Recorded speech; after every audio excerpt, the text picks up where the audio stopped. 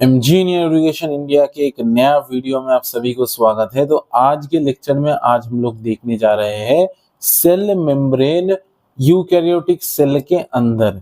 तो इसके पहले वाले लेक्चर में हम लोगों ने यूकैरियोटिक सेल्स का इंट्रोडक्शन पढ़ा था। अगर वो वीडियो आप लोगों ने नहीं देखा है तो चैनल में पड़ा हुआ है, जाके देख लीजिए। चलिए इस लेक्चर को बिना देरी किए स्टार्ट करते हैं। सबसे पहले मैं ये बोल दूं कि अगर कोई भी डाउट्स या फिर कोई भी क्वेरीज हो तो मुझे एक बार इस नंबर पे मैसेज कर देना या फिर YouTube के कमेंट सेक्शन में लिख देना, ताकि मैं तुम लोगों तक पहुंच पाऊं। ठीक है। और इस लेक्चर का जो नोट्स है वो मेरे Telegram channel engineer education India में मिल जाएगा। ठीक है। चलो बिना देरी किए लेक्चर को करते हैं स्टार्ट। तो सेल मेम्ब्रेन के बारे में आज हम लोग बात करेंगे। तो यहाँ पे बोल रहे हैं कि the detailed structure of the membrane was studied only after the advent of the electron microscopes in 1950। देखो ये जो सेल बायोलॉजी है या फिर ये जो अल्ट्रा स्ट्रक्चर वाला जो पार्ट है, तो ये ना जब इलेक्ट्रॉन माइक्रोस्कोप आया था तभी पॉसिबल हुआ था। क्यों? क्योंकि अल्ट्रा स्ट्रक्चर देखने के लिए तुम्हें उस लेवल पे भी तो जाना पड़ेगा जहां पे तुम उतने लेवल पे एक चीज को जूम कर पाओ, है ना। तो ये सिर्फ और सिर्फ इलेक्ट्रॉन माइक्रोस्कोप में ही पॉसिबल हो पाता है। कंपाउंड माइक्रोस्कोप में भी उतना अच्छे से तुम लोग नहीं देख पाओगे। Okay. Meanwhile, chemical studies on the cell membrane, especially in human red blood cell, enable the scientists to deduce the possible structure of the plasma membrane। यानी कि ह्यूमन रेड ब्लड सेल के ऊपर तब तक जो भी पढ़ाई लिखाई था, जो भी एग्जामिनेशन था, तब तक चल रहा था, जिससे कि हम लोगों को ये पता लगा कि प्लाज्मा मेम्ब्रेन का पॉसिबल स्ट्रक्चर क्या हो सकता है, एक आइडिया लग पाया था। These studies showed that the cell membrane is mainly composed of lipids and proteins। यानी कि जो सेल मेम्ब्रेन है वो मेनली किससे बना हुआ होता है? लिपिड से और प्रोटीन से। तुम लोगों को पता ही है, अल्ट्रा स्ट्रक्चर में तुम लोग पढ़ोगे बहुत ही जल्दी कि लिपिड और प्रोटीन का एक लेयर प्रेजेंट होता है। उसके अंदर फैसिलिटेटेड डिफ्यूजन, एक्टिव ट्रांसपोर्ट के दौरान ये जो प्रोटीन से तुम लोगों को काम पे लगेगा। ये देखो इंटीग्रल प्रोटीन तुम लोगों को देखने को मिलेगा, और फॉस्फोलिपिड का बाई लेयर देखने को मिलेगा। बहुत जल्दी मैं पढ़ा रहा हूँ, अभी आता हूँ इस टॉपिक पे। The major lipids are phospholipids that are arranged in a bilayer. मतलब जो मेजर लिपिड है वो क्या है? फॉस्फोलिपिड है, जो कि एक बाई लेयर में अरेंज होता है। सर फॉस्फोलिपिड क्या होता है? फॉस्फेट ग्रुप और जब लिपिड, ये दोनों जब एक साथ कंबाइन हो जाए तो उसको हम लोग क्या बोलते हैं? फॉस्फोलिपिड बोलते हैं। ठीक है। और इसका बाई लेयर यानी कि दो लेयर आर प्रेजेंट। बाई का मतलब होता है टू। ठीक है। दो layers are present. Also, the lipids are arranged within the membrane with the polar head towards the outer sides and the hydrophobic tails towards the inner part. This ensures that the non-polar tail of saturated hydrocarbons is protected from the aqueous environment। यानी कि जो non polar, अभी polar और non polar का मतलब क्या होता है सर? पोलर और नॉन पोलर का मतलब क्या होता है सर जी? पोलर का मतलब होता है कि कोई भी पार्शियल चार्ज या फिर कोई भी चार्ज जब प्रेजेंट हो, plus minus, delta plus delta minus, यानी कि छोटा सा पार्शियल पॉजिटिव या फिर नेगेटिव चार्ज या फिर परमानेंट चार्ज अगर प्रेजेंट हो, तब उसको हम लोग पोलर मॉलिक्यूल बोलेंगे। और नॉन पोलर का मतलब क्या होता है sir?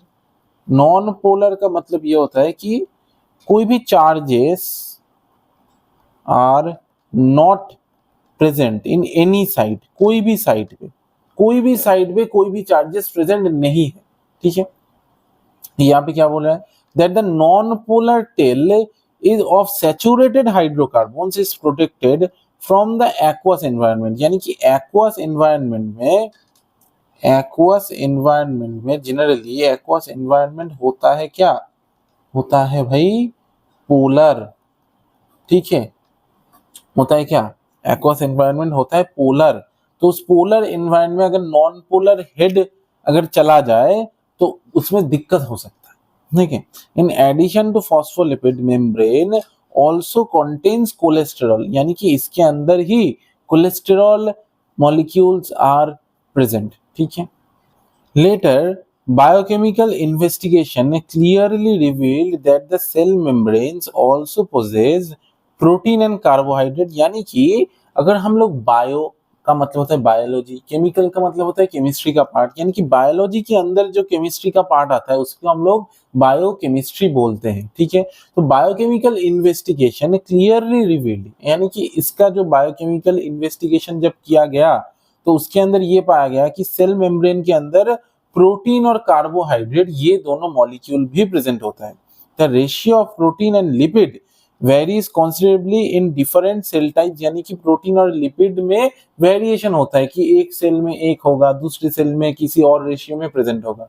In human beings the membrane of the erythrocyte has approximately 52% protein and 40% lipids, यानी कि ये नीट का क्वेश्चन बन सकता है 52% प्रोटीन एंड 40% लिपिड प्रेजेंट होता है किसमें, ह्यूमन आरबीसी के सेल मेम्ब्रेन में, ह्यूमन आरबीसी के सेल मेम्ब्रेन में, ठीक है। Depending on the ease of extraction membrane proteins can be classified as integral and peripheral, यानी कि मेम्ब्रेन प्रोटीन कैसा हो सकता है, मेम्ब्रेन प्रोटीन यानी कि मेम्ब्रेन के अंदर जो प्रोटीन प्रेजेंट होगा वो इंटीग्रल भी हो सकती है, यानी कि मेम्ब्रेन के साथ जुड़ा हुआ हो ऐसा इंटीग्रल प्रोटीन ऐसा, ठीक है। और पेरिफेरल प्रोटीन भी हो सकता है ऐसा जो कि रिसेप्टर की तौर पे जुड़ा हुआ हो।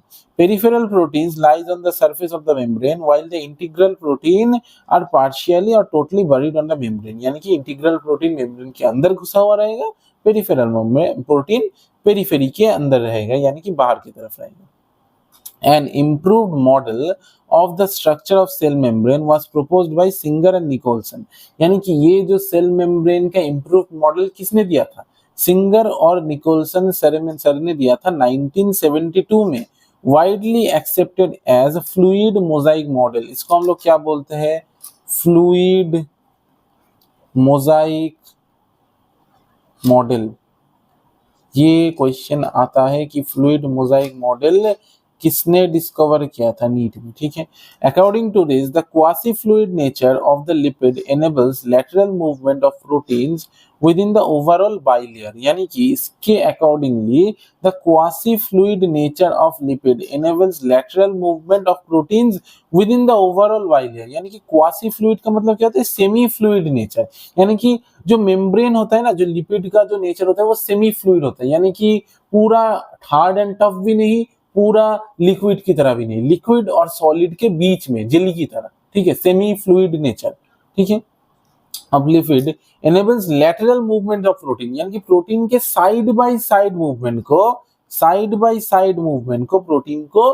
की साइड बाय साइड मूवमेंट को वो लोग क्या करेंगे, कंसीडर करेंगे, यानी कि प्रोटीन को उनके अंदर साइड बाय साइड मूव करने में हेल्प करेंगे, ऐसे ऐसे, ठीक है।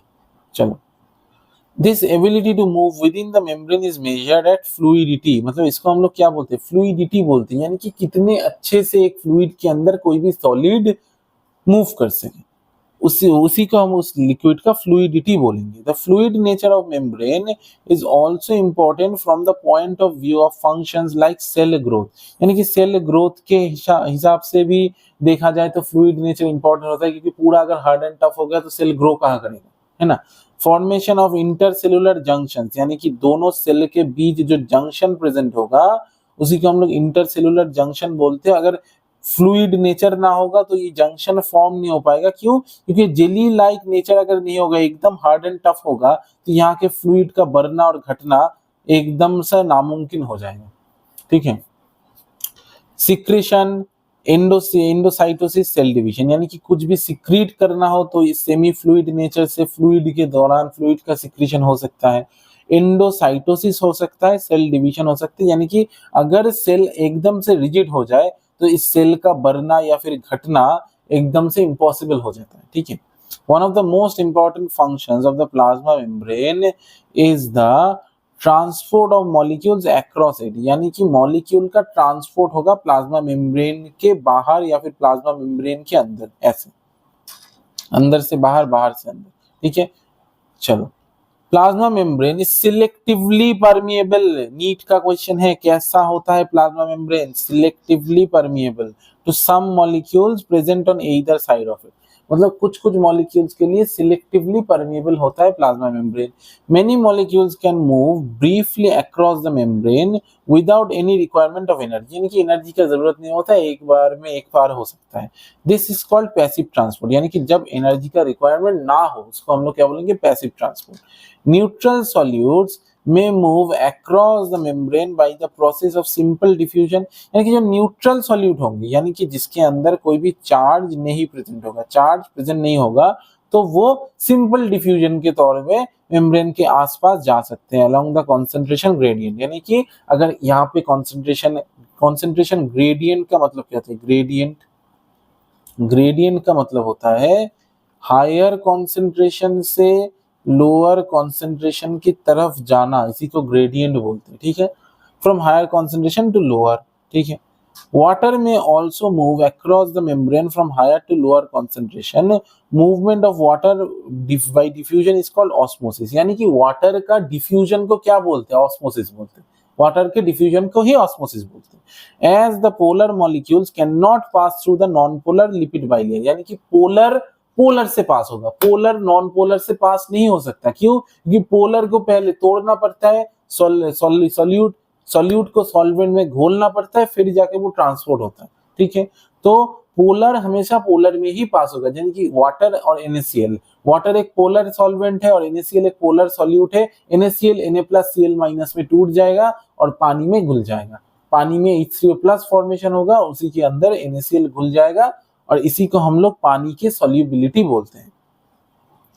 They require a carrier protein of the membrane to facilitate their transport across the membrane, यानी कि ऐसा होगा, मेम्ब्रेन के ऊपर एक नाव बैठा रहेगा कि इस तरफ में एक प्रोटीन आके चिपक गया और दूसरी तरफ में ये प्रोटीन पूरा घूम गया, घूम के यहाँ पे आ गया और यहाँ पे आके इस प्रोटीन को छोड़ दिया, और इसी प्रोटीन को हम लोग क्या बोलते हैं? Facilitated diffusion. इसी प्रोसेस को क्या बोलते हैं? इस प्रोसेस को बोलते हैं फैसिलिटेटेड डिफ्यूजन। क्या बोलते हैं? फैसिलिटेटेड डिफ्यूजन, यानी कि एक मेम्ब्रेन के अंदर एक प्रोटीन प्रेजेंट होगा एक नाव की तरह, ठीक है। अभी इसके एक पार में एक मॉलिक्यूल आके चिपक जाएगा और ये पूरा ऐसे घूम जाएगा, घूम के ये मेम्ब्रेन के बाहर इस मॉलिक्यूल को शिफ्ट कर देगा, यानी कि थोड़ा सा मतलब, तो ये एक प्रोसेस के द्वारा, ये फैसिलिटेटेड डिफ्यूजन जिसको हम लोग बोलेंगे, इस प्रोसेस के द्वारा ये काम पूरा कर देगा, ठीक है। A few ions or molecules are transported across the membrane against their concentration gradient, that is from lower, लेकिन ये facilitated diffusion हमेशा concentration gradient में ही होगा, ठीक है। ऐसा नहीं कि ये भी एक मतलब नॉर्मल पैसिव ट्रांसपोर्ट के अंदर ही आता है फैसिलिटेटेड डिफ्यूजन, यानी कि नॉर्मल कॉन्सेंट्रेशन ग्रेडियंट जो कि हायर से लोअर तक होता है, लेकिन लोअर से हायर तक अगर ले जाना हो, सपोज करो यहाँ पे NaCl का कॉन्सेंट्रेशन कम है, ऑलरेडी कम है, और यहाँ पे ज्यादा है, ऑलरेडी यहाँ पे ज्यादा है, इसको नहीं चाहिए, लेकिन फिर भी तुम यहाँ पे धक्का देके मेम्ब्रेन से NaCl को बाहर फेंक रहे हो, तो इसके लिए तुमको ATP की जरूरत पड़ेगा। ATP मतलब एडेनोसाइन मॉलिक्यूल में 3 फॉस्फेट जुड़े हुए होंगे, ऐसे एक फॉस्फेट का बॉन्ड ब्रेक करोगे तो एनर्जी पाओगे, इसी एनर्जी से इस NaCl को मूव करने के लिए हेल्प करोगे। तो ये होता है तुम लोगों का मेम्ब्रेन, सेल मेम्ब्रेन, और इसी के आसपास NaCl को एक्टिव ट्रांसपोर्ट के द्वारा एनर्जी देके मूव करोगे। एग्जाम्पल Na+K+ पंप, जो कि हमारे नर्वस सिस्टम में एक्टिवेटेड होता है, ठीक है। जब तुम लोग नर्वस सिस्टम पढ़ोगे तो उसके अंदर ये पाओगे, ठीक है। तो आज का क्लास इतना तक ही था। I am Sugar sir here, signing off, good bye.